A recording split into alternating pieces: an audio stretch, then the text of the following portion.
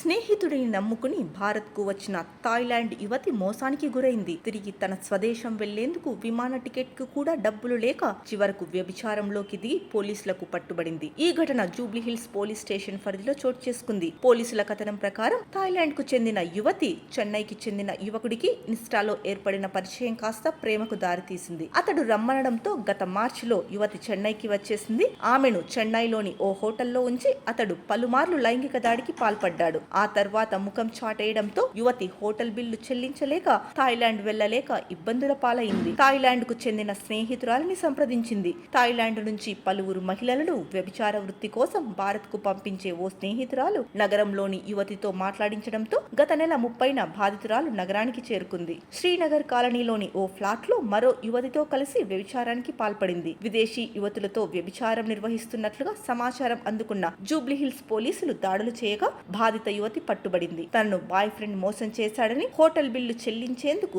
తిరిగి స్వదేశం వెళ్లిపోవడానికి విమాన ఛార్జీల కోసం తప్పనిసరి పరిస్థితుల్లోనే వ్యభిచార వృత్తిలోకి దిగినట్లు ఆమె తెలిపింది. పోలీసులు ఆమెపై కేసు నమోదు చేసి నిన్న పునరావాస కేంద్రానికి తరలించారు.